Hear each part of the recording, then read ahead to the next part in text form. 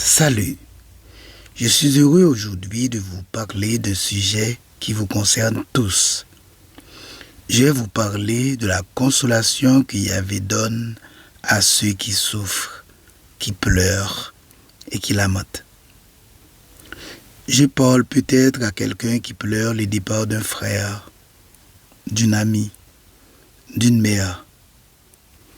Quelqu'un qui est obligé de fuir sa maison, son pays, à cause des terroristes, des gangs criminels, d'un tyran ou du fanatisme religieux. Quelqu'un qui est humilié au bureau par un patron, par un directeur. Quelqu'un qui pleure parce que souffrant d'une maladie, et j'en passe. Si vous êtes triste, si vous êtes frustré à cause de la méchanceté des hommes, bienvenue à mon message titré Yahvé, le Dieu qui console. Béni soit Dieu, écrit l'apôtre Paul en 2 Corinthiens 1, verset 3, le Père des miséricordes et le Dieu de toute consolation. Évoquant Dieu, je ne sais pas quel est le trait ou l'aspect de son caractère qui vous vient le premier à l'esprit.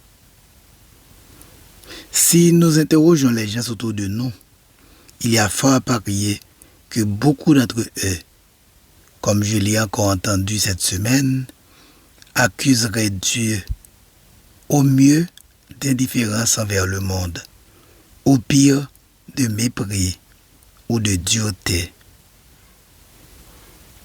Que Dieu, Yahvé, le Dieu de la Bible, soit perçu comme un Dieu qui console, un Dieu qui se tient auprès de ceux qui sont affligés et abattus pour les encourager, les soutenir, les réconforter ou les relever, semble pour la plupart être une réalité complètement inconcevable et étrangère à l'expérience humaine. Et pourtant, toute la Bible nous parle de Dieu comme d'un Dieu qui console. Paul nous dit que le Père est le Père des miséricordes et le Dieu de la consolation. Luc nous dit en Luc 2, verset 25, que le Christ Jésus est la consolation d'Israël. Le Christ nous dit, en Jean 16, verset 7, que l'Esprit Saint est le consolateur. Le Père est le consolateur, le Fils est le consolateur, l'Esprit Saint est le consolateur, mais il n'y a pas trois consolateurs, il n'y a qu'un seul consolateur, Dieu. Yahvé est le Dieu qui console son peuple. Alors que nous parlons de consolation, nous ne devons pas oublier que la première raison pour laquelle la consolation est nécessaire, c'est qu'elle est d'abord précédée par l'affliction. Paul le dit en 2 Corinthiens 1, verset 4, affliction et consolation sont deux réalités indissociables. Le Père de notre Seigneur Jésus-Christ est un Dieu qui nous console dans toutes nos afflictions. Les afflictions qui peuvent toucher l'enfant de Dieu sont multiples. Ce peut être, comme Anne, la douleur de la stérilité, la trahison d'un proche ou d'un ami, comme le vécurent David et Jésus. La perte d'un être cher, comme ce fut le cas de Jacob pour Joseph, son fils, qu'il croyait mort. L'annonce d'une maladie grave ou incurable. La violence des gangs, des catastrophes naturelles, la haine d'un collègue, la jalousie d'un voisin. Une injustice due au fait que l'on appartienne à Christ. Une épreuve particulière qui est due à la correction de Dieu. Quelle que soit la nature de l'affliction qui nous atteint, la Bible l'affirme. Il n'est jamais dans la volonté de Dieu de nous laisser dans une tristesse ou un abattement continu. Lorsqu'il afflige, dit Jérémie, il a compassion selon sa grande miséricorde. Lamentation 3, verset 32. Les déclarations de Dieu dans la Bible sur sa volonté de consoler son peuple sont multiples. Nous lisons en Ésaïe 49, verset 13 à 15. On peut, comme Sion, penser un moment que Dieu nous a abandonnés. C'est chose impossible. Tôt ou tard, dans notre détresse, la consolation de Dieu nous visitera et nous relèvera. La fidélité de Dieu est le gage de sa consolation. Ésaïe 61, verset 1 à 3 nous dit que la consolation de Dieu est au cœur du programme de la grâce, programme que Jésus a repris à son compte lorsqu'il a pris la première fois la parole en public dans la synagogue de Nazareth en Luc 4, verset 18-19.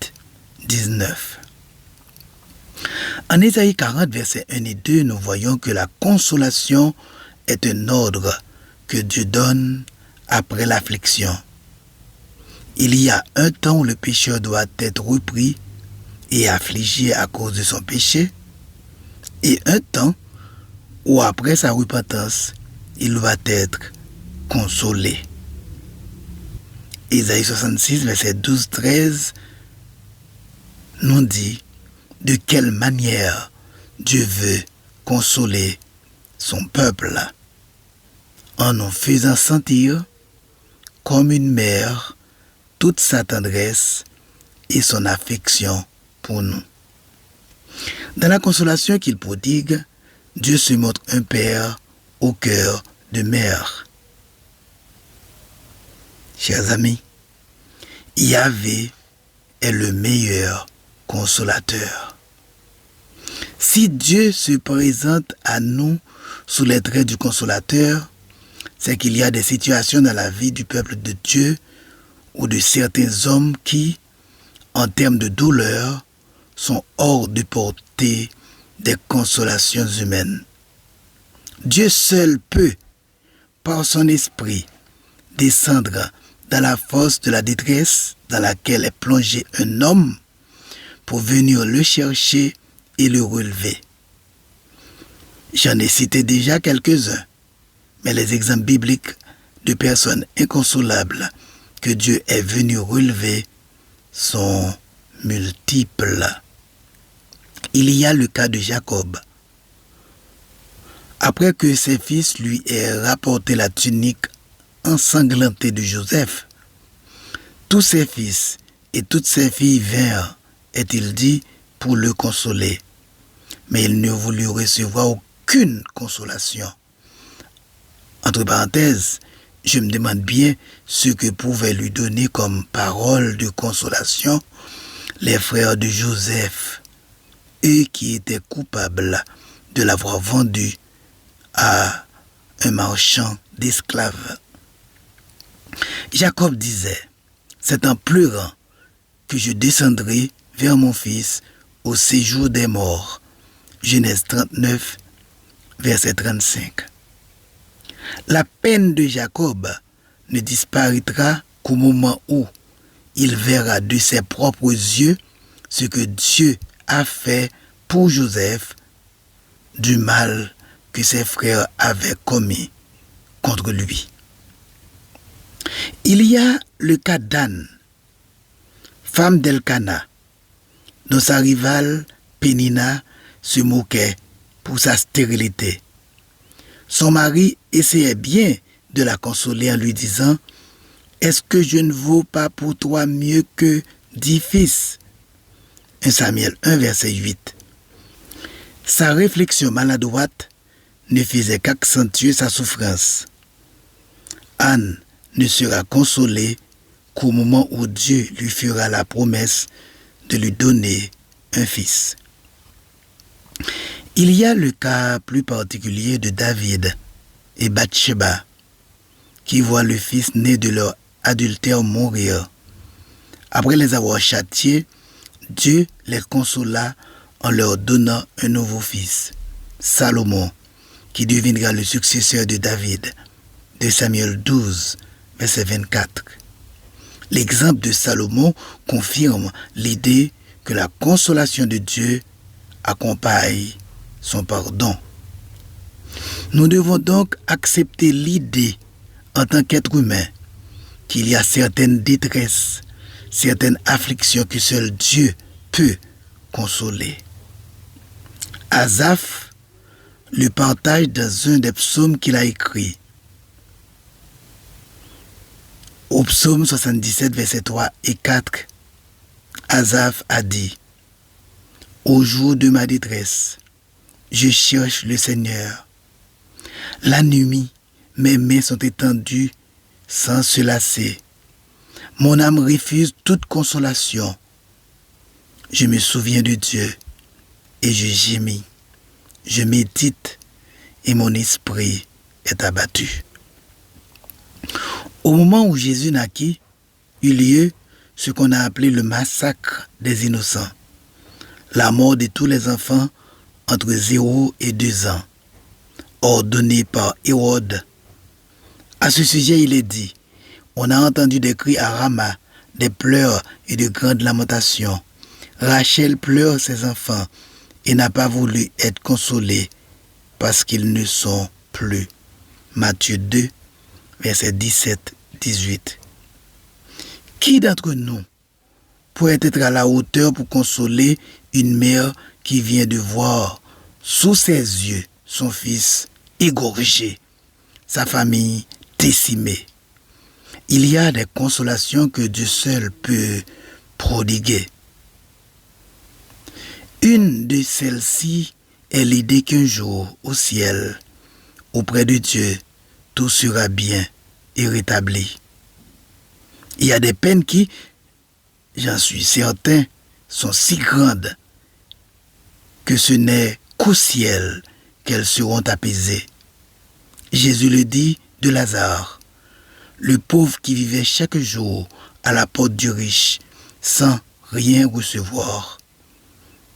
Alors qu'il se trouve de l'autre côté, Dieu lui dit: mon enfant, souviens-toi que tu as reçu tes biens pendant ta vie et que Lazare a eu les maux pendant la sienne. Maintenant, il est ici, consolé, et toi tu souffres. Luc 16, verset 25. Oui, dit encore Jésus, heureux sont les affligés, parce qu'ils seront consolés.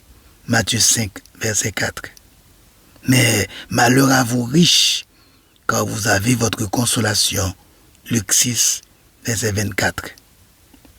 Je ne sais pas comment sera le ciel, mais je trouve tout à fait juste et équitable que les croyants qui auront le plus souffert ici-bas soient ceux qui soient le plus consolés au ciel. Dieu est toujours prêt pour nous consoler. Dieu est si proche de ses serviteurs déprimés, accablés par la souffrance causée par les gens cruels de notre génération, que c'est comme s'il résidait avec celui qui est écrasé et humilié pour faire revivre le cœur des hommes contrits. Isaïe 57, verset 15. Qu'il est réconfortant de savoir que Dieu est près de ceux qui ont le cœur brisé et qu'il sauve ceux qui ont l'esprit abattu. La Bible nous invite à épancher notre cœur devant lui. Ne vous inquiétez de rien, mais en toute chose, faites connaître vos besoins à Dieu par des prières et des supplications. Et la paix de Dieu qui dépasse tout ce que l'on peut imaginer gardera vos cœurs et vos pensées en communion avec Jésus-Christ. L'apôtre Paul présente Dieu comme le Dieu de toute consolation qui nous console dans toutes nos afflictions. Ainsi, la Bible nous garantit que personne n'est hors de portée de la main secourable de Dieu et que notre Père céleste peut nous consoler des drames les plus graves. Dieu est notre consolateur, le consolateur par excellence. Et comme enfants de Dieu, nous devons nous aussi être des consolateurs. Nous devons consoler les autres. Nous devons consoler comme Barnabas. Acte 4, 36. Dans ce verset, Barnabas est surnommé le fils de consolation. Que le Dieu de toute consolation vous console les cœurs, chers amis, chers frères. Qu'il vous console, vous qui avez fui votre maison à cause des terroristes appelés gangs criminels.